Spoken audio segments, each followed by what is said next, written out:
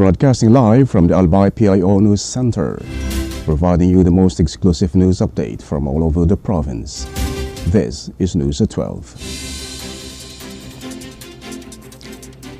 In the local scene, the provincial government of Albay, led by Governor Noel Rizal, received the Regional Kabalikat Award at TESDA's 31st anniversary.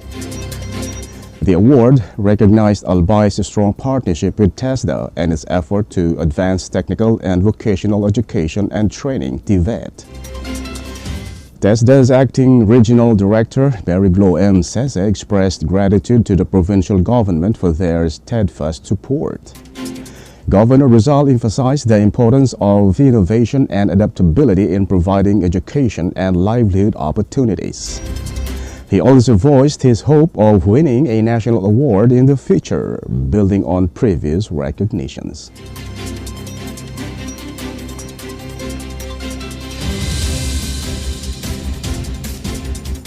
In other story,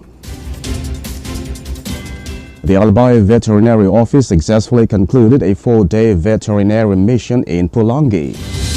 This achievement was made possible through a partnership between the local government unit of Pulangi and AVO, facilitated by the Municipal Agriculture Office led by Leslie Bugnalos, along with livestock inspectors Nino Digay and Roland Sineta.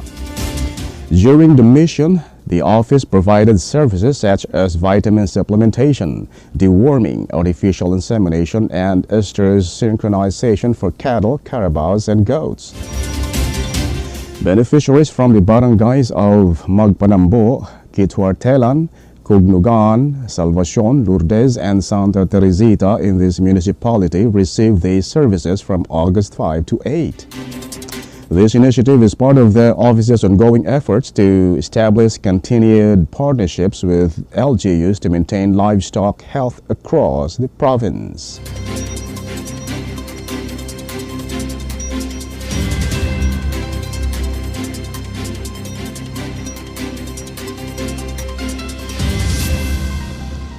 In the national scene,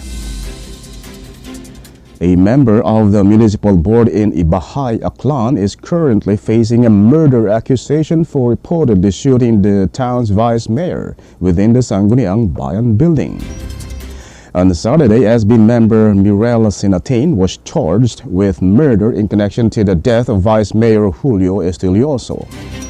The assault stunned the tiny town of Aklan, where incidents of violence within the government facility are nearly unprecedented.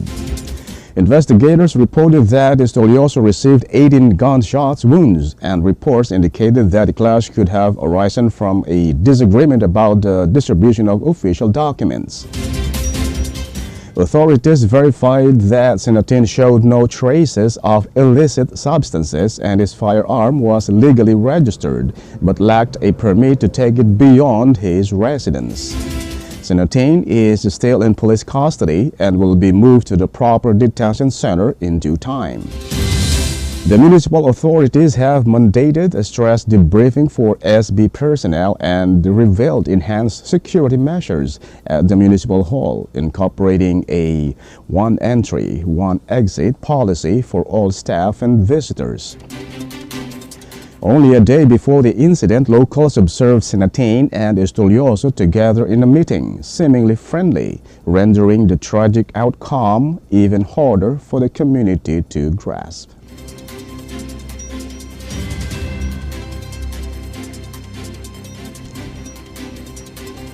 In other story, Senator Kiko Pangilinan, who disagreed with archiving the articles of impeachment against Vice President Sara Duterte, challenged the recent Supreme Court ruling, stating it appeared to rely only on incorrect information.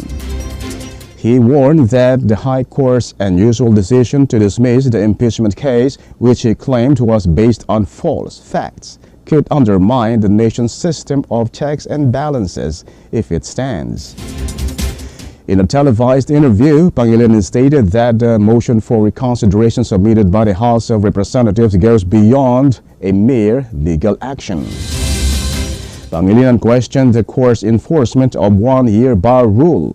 asserting the initial 3 impeachment complaints against Duterte were not initiated before the 4th was forwarded to the Senate. He argued that the Senate should have postponed the vote to archive the case until the matter was settled. Legal observers suggest that if the decision is upheld, it could set a precedent that changes the parameters of impeachment processes and redistributes power between the legislative and judicial branches. An outcome Pangilinan believes must be unaddressed promptly before it becomes solidified. On August 6, 19 senators voted to set aside the impeachment case. Senators Bam Aquino, Riza Ontiveros, Pangilinan, and Vicente Soto III opposed the action, while Senator Panfilo Lacson chose to abstain. Duterte faced allegations of misappropriating confidential and intelligence funds as well as threatening the lives of the President Ferdinand Marcos, the First Lady, and Speaker Martin Romualdez.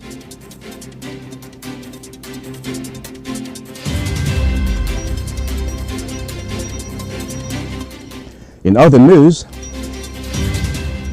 the Philippine Institute of Volcanology and Seismology (PHIVOLCS) announced on Sunday that seismic activity at Taal volcano in Batangas province has increased. PHIVOLCS reported that from 5:25 a.m. monitoring stations of the Taal Volcano Network on Taal Volcano Island observed a rise in real-time seismic energy alongside persistent volcanic tremor.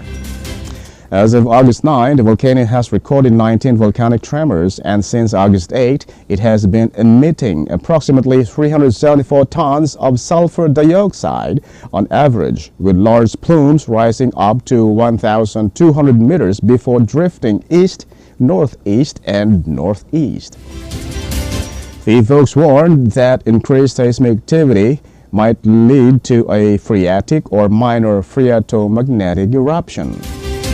The community is advised to remain vigilant for potential hazards such as steam explosions, volcanic tremors, light asphalt, and the dangerous buildup of volcanic gases. PHIVOLCS recommended that local government units prepare for possible sulfur dioxide releases and take steps to minimize health risks, though Taal remains at alert level 1, indicating minimal unrest.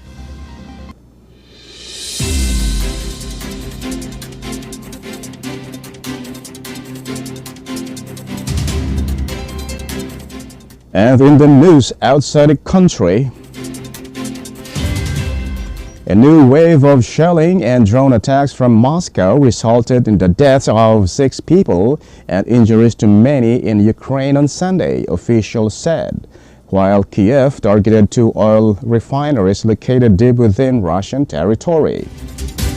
Hostilities on the front line remained unchanged despite the United States and Russia's agreement to hold a summit aimed at addressing the conflict, which currently included Ukraine. Authorities reported that 6 people lost their lives in the eastern regions of Donetsk, Zaporizhia, and Kherson. The Russian offensive is focused on eastern Ukraine, where it has gained ground in recent months against its less equipped opponents. A Russian glide bomb hit a busy bus station in Zaporizhia during another afternoon attack, injuring 19 people at the same time, according to local officials who noted that a search and rescue operation was still ongoing.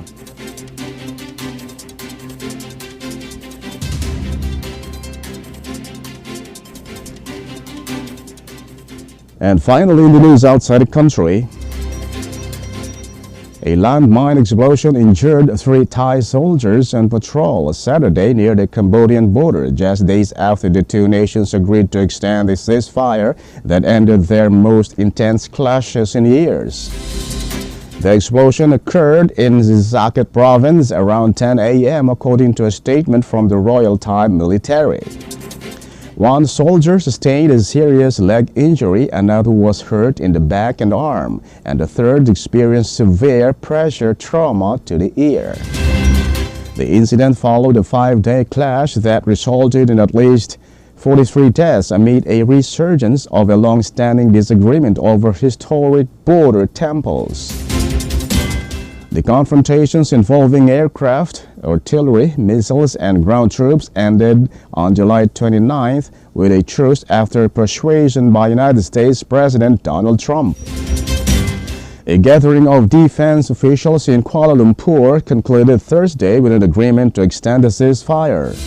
Following Saturday's explosion, Thailand's foreign ministry accused Cambodia of deploying new landmines and announced it would file an official protest. The Cambodian Mine Action and Victim Assistance Authority, a government agency, released a statement denying the new mines had been deployed. Thailand's interim Prime Minister Putham Waichayanchai visited nearby Surin province on Saturday and directed the military to ensure that the injured soldiers receive complete medical care.